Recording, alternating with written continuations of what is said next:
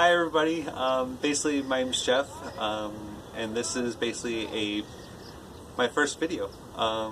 And I have my friend April here, and I also have my friend Jackie behind the camera helping us out.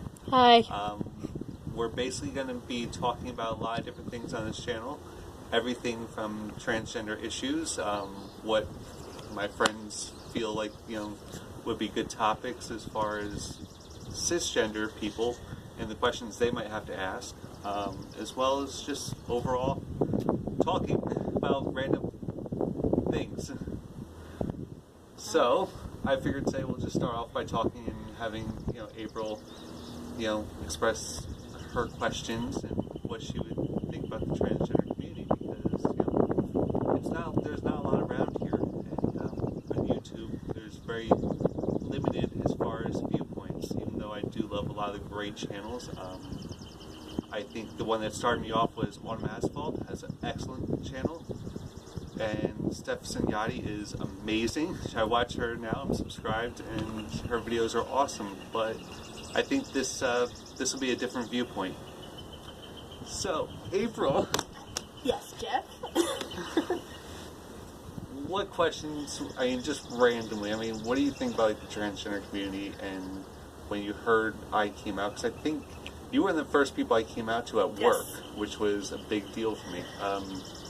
My friend Kira, who is now in Tennessee, Yes. she was the first Curse person. you, Kira. You left us all behind. Yes. So, what was the first thing you thought of, or what was the first question you actually asked me? I forget, because that was a long time ago. I think one of the first questions that I asked was, how you came about feeling that way first. Which is when you first knew. Yeah, that's the biggest thing about me.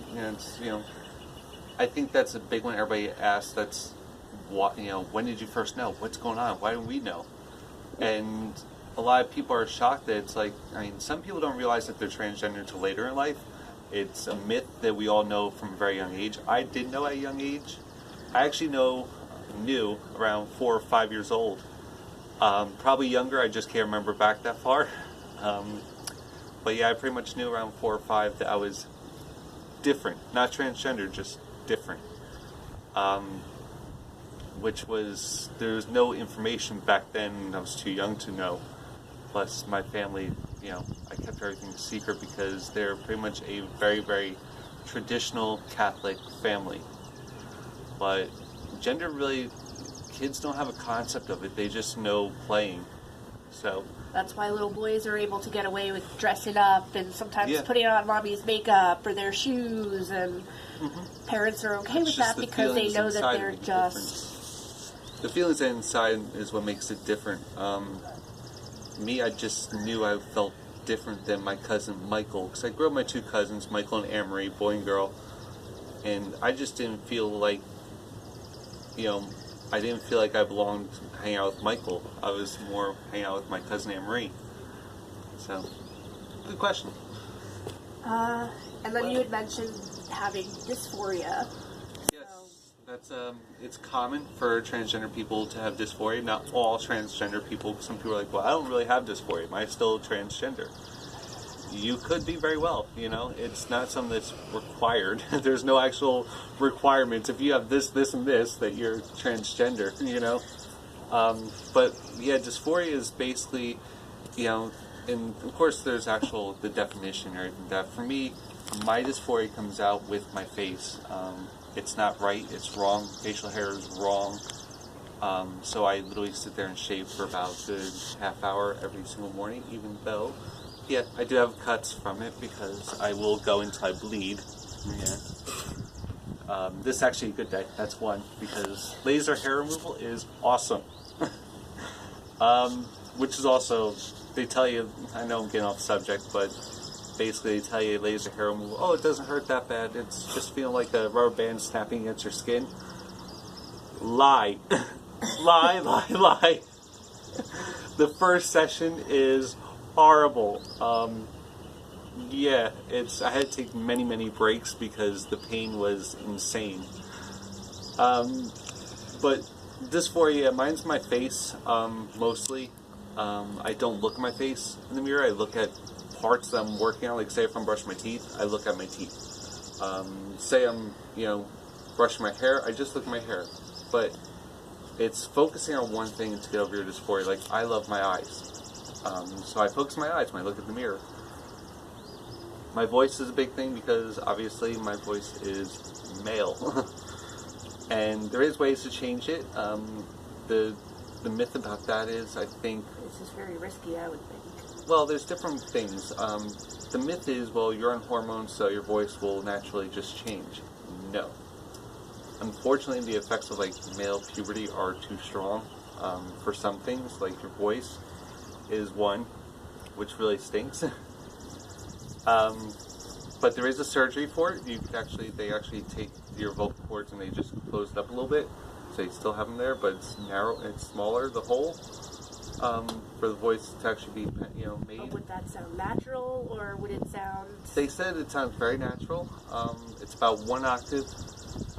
Nature, I love it.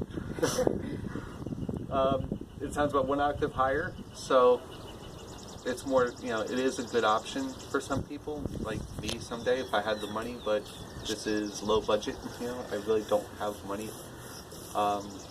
But yeah, the other is also vocal training. I'm slowly working on it. It's hard. This is where my family is very unsupportive, so I have to do everything hiding, which is why I still dress male. I still present as male. But eventually in time, when I get out of that house, I plan on fully presenting as who I am. And working on my voice more. It's just dealing with it in the process. So, yeah. Dysphoria, wonderful thing. Just like prior to coming here, my dysphoria was kicking my butt. Thinking about being on the camera. Yep, and my voice, and my face, and everything. Yeah, so I get a lot of anxiety.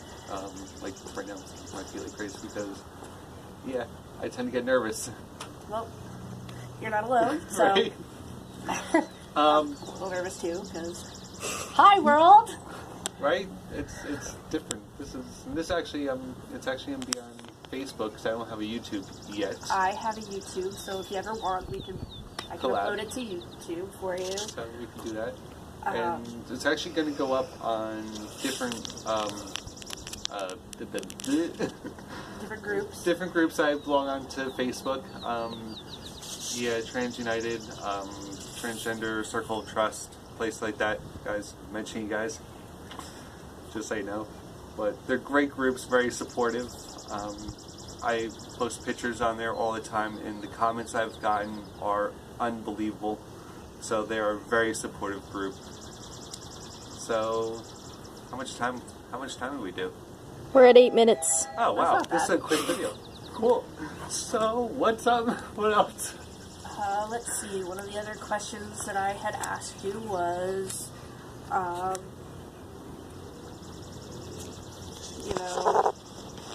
It's just whatever you want to ask. I mean, you can ask me anything. I'm pretty much... Well, I remember asking you the difference between your gender identity and your sexual identity because at the time, I had not thought about there being correlation. A difference. Yeah. So I was very ignorant at that fact that, your sexuality is definitely different than your gender identity, which now I'm starting to definitely get a feel for it. Because, again, my husband also has a transgender friend. Mm-hmm. She is currently going through the process of going from female to male. Yeah. So, and I guess her boyfriend is also, yes. Yeah. So. It's sort of, it's a weird thing as far as, gender identity and sexual identity. It's totally different, like, sexual preference. It's really, really, people tend to think, well, you're transgender, so, for me, I'm male to female, that you're supposed to like guys now. Which is obviously, as wrong. You proved, not the case. Yeah.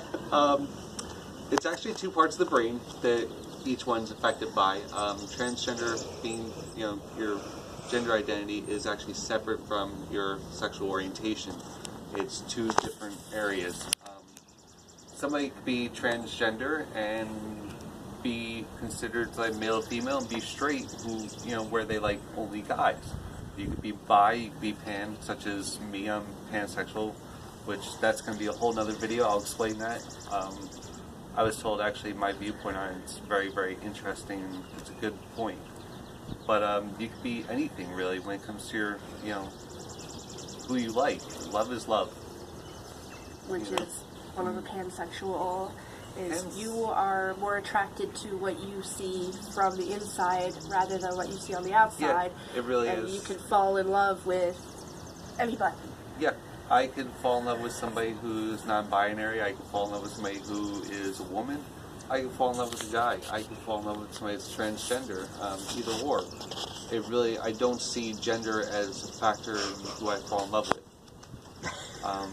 Or Disregard the... how I see people. Yeah, nature, I love it. But this place is beautiful. This is an amazing place. I love to hike. It's a place where I'm very relaxed, so I'm actually more relaxed. This is like the second time we've tried this video. Which I still have, just in case you wanted to go through and look. But I was very nervous because I'm not very camera friendly due to Chipmunk. Chipmunk! Where? It just ran away. Oh. So, yeah, it's, to get back on subject, I mean, basically, for me, I am male to female, transgender, and I am pansexual. And we'll get into that in another video, because I'm going to go over different orientations.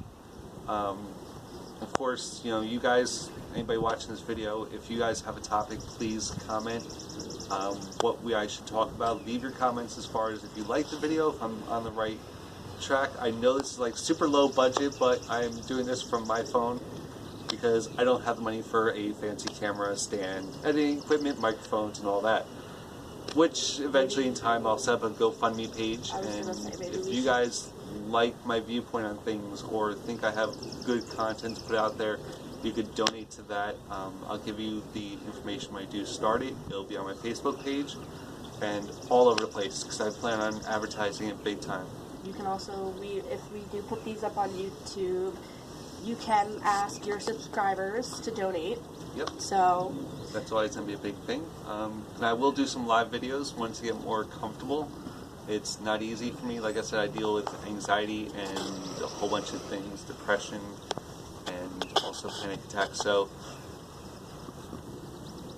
yeah. make you smile. Always. But, so this is like a big step for me, but I think that I could really help people and offer a good opinion. I am older than most people. It took me a long time to come out. I am 38 years old. That's not old. You're still a spring chicken. I came out when I was 36. I've been on HRT for 2 years now.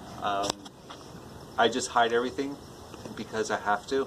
Where I live is not the exactly most friendly LGBT plus community to be in. So, and my family is very non-supportive, except for my mom has come around a lot though. God. But other than that, I mean, you guys tell me what you like, what you want me to talk about. I'll be here with my friends, or I'll do other videos by myself as well. Once I get more comfortable, let me know and comment. Please support me.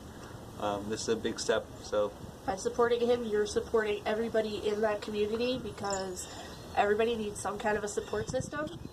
So very much so.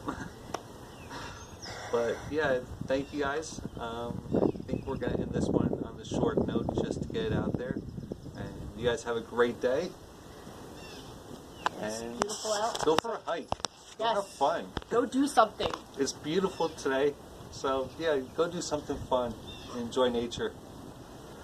Have a great day, guys. Bye. Bye.